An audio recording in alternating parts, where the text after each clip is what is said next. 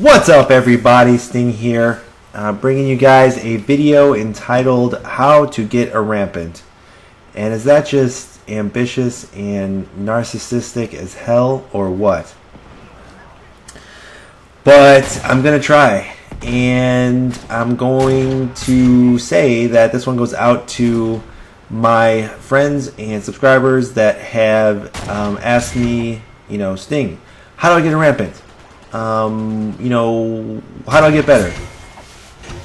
And not that I'm like Mr. Authority on the game or anything, but whatever. I've played a lot, and I have a decent amount of Rampants. I have 62.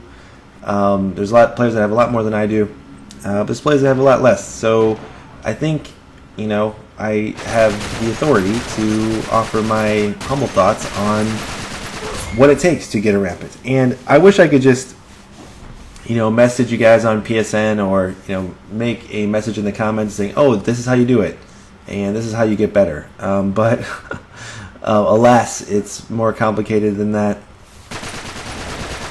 So I've sort of comprised a list of things that I think go into being a good player, and in the hopes that it will just sort of inspire some thought and help players out there that are trying to get better, and so that they'll get more enjoyment out of the game.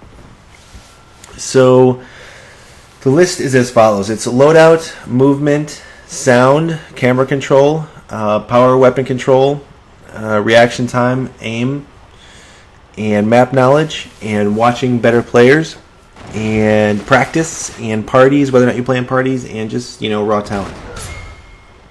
So the first one is loadout, and I think loadouts are a little bit overestimated. I think that loadouts are about 15% of your actual gameplay. I mean, they help. They're just there to sort of supplement and enhance your gameplay, but they don't really get kills for you. Obviously, it's important to think about and to choose the right loadout for your particular map or game mode. But ultimately that's sort of secondary to just playing well and these other things that I'm going to discuss.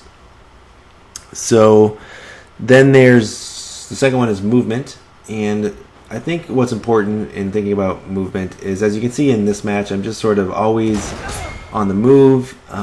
Even when I'm sort of playing defensively, staying in one area, I'm always sort of moving back and forth, and always spinning around, and always ready for anything. And I think that that's important, because players will jump out at you and come at you from any direction. So you always want to be in this sort of state of fervent movement and agitation. That doesn't mean that you want to just run around like an idiot and just run into any position or any area. You want to play tight but aggressive, and by playing tight, I mean that you want to think about where you're moving and for what reason, and you want to, make sure that you're not just flailing about, but that you're moving in an intelligent way.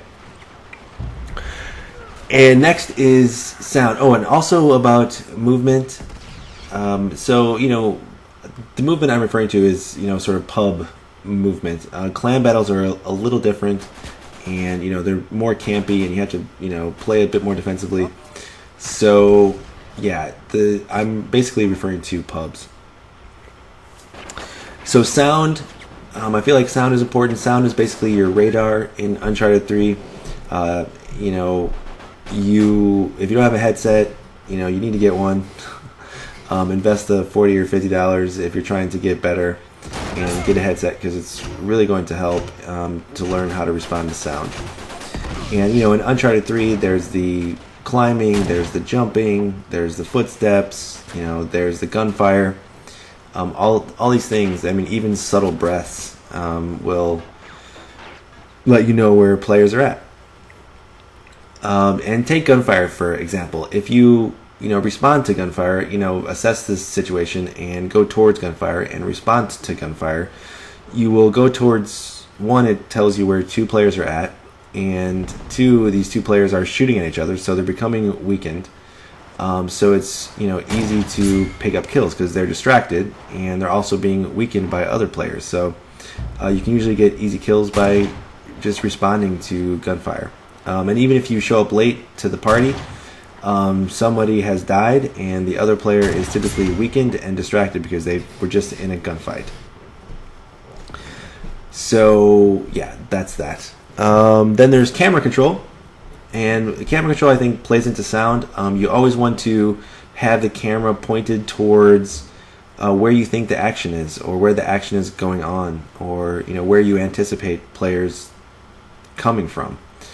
A lot of times I see inexperienced players, and they just sort of keep the camera pointed in front of them. There could be gunfire, movement, activity going on around them, but they just keep the camera pointed towards a different direction. So you just want to always listen for activity and keep the camera pointed where that activity is going on, or where you anticipate other players coming from. Then there's power weapon control. The power weapons spawn every 3 minutes. As you can see in this match, I'm controlling the T-bolt and the shotgun. So yeah, it's important to do that. It not only enables you to get more kills, it will keep the power weapons out of the other team's hands, so you will die less frequently, because if the other team controls the power weapons, you're probably going to die from them. So you always want to control them. And Power Hunter is an underrated booster. If you don't know where power weapons are, wear that thing and learn where they are, and always go for them at the start of a match, or always challenge for them at the start of a match. And again, they spawn every 3 minutes, so keep an eye on the clock, and if you pick one up, make a note of the time and be back to that same spot in 3 minutes, and there will be another power weapon there for you, and that definitely helps. So then there's reaction time and aim. These things, just come with practice. If you try to move quickly and accurately, you will learn to move quickly and accurately the more you play. In terms of aim, I feel like co-op has helped me a great deal in terms of improving my aim, because there's, hundreds of targets coming at you, and you just learn to spot a target and take it down with accuracy. So if you're trying to work on your aim, I would recommend, going into co-op, and just the repetition of seeing a target and taking it down will help you, to be accurate and also quick. And then there's map knowledge. By map knowledge, I'm just referring to basically traffic patterns and the way that players move. Obviously map knowledge encompasses power weapons as well, knowing where the power weapons are. But you need to learn where players spawn. What the areas are that people try to control. Like here, people always control the T-bolt areas. For example, on Syria, people always want to control the top T-bolt area. So knowing that, you can put yourself in a good position to control that area, or challenge people that are trying to control that area. And then there's watching better players. I've learned a lot just by being on YouTube and watching players that have more experience than I do, that are better than I am. Watching the good clans, that's where I learned the whack and roll. That's where I learned the bank and boom, the jump and throw. You just watch better players and, think about, hey, why did they do that? Or, what's that about? And then, just try to implement that into your own game. And, then there's practice. And by practice, obviously, the more you play, the better you're going to get. But I think, there's practice with a purpose. And if you ask yourself before you start a match, or before you start playing, what am I weak at? What are my strengths? What are my weaknesses? Am I good with the T-bolt? Do I throw grenades well? Do I jump and throw well? Do I bank and boom well? And then, you can go into a custom game and practice those things. Or if you need to, work on your T-bolt sniping, you can, make an effort to use the T-bolt. So you always want to assess, like, hey, what are the strengths of my game? What are the weaknesses? And then, not being afraid to acknowledge that and to work on the areas that, that you're weak on. And then there's whether or not you play in parties. So my theory on parties is thus: if I want to get a Rampant, I don't play in parties. If I want to win games, I usually play in parties. The reason being, you know, if you play in parties with good players, there's not going to be enough kills going around, and you know, because everyone's going to be dead, and it's going to be hard to get a Rampant because your teammates are getting a lot of kills, and there's not going to be 20 kills for you to get. So if you really want to get that Rampant, you should probably play alone, or play in a party of players that aren't that good. But if you want to win games, you want to play in parties of good players. So I guess it's good to mix it up. And then there's just raw talent. I mean, the reality is in life, you have two players that play the same amount and practice the same amount, and one player will be better than the other because some players are just gifted at playing games or doing whatever.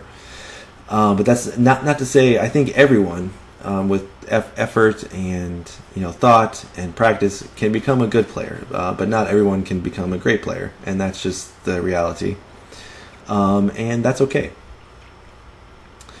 So that's the list, guys. If you think that, or if you have any questions, please leave it in the comments. If I didn't elaborate enough on a certain point, please ask me.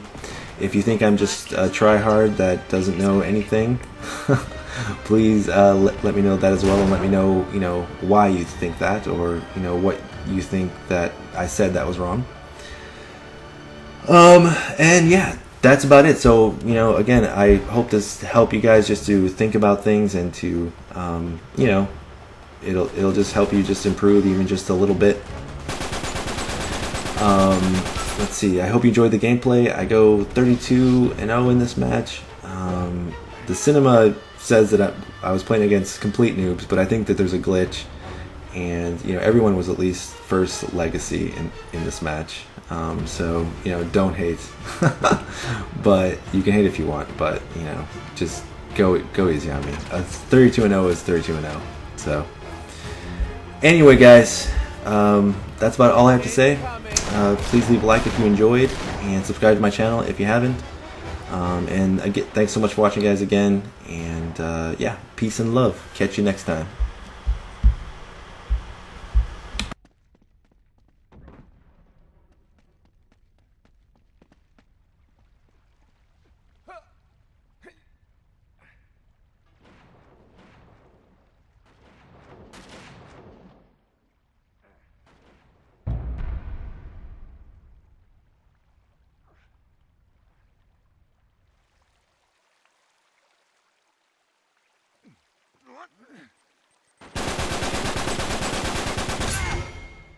Uh-oh.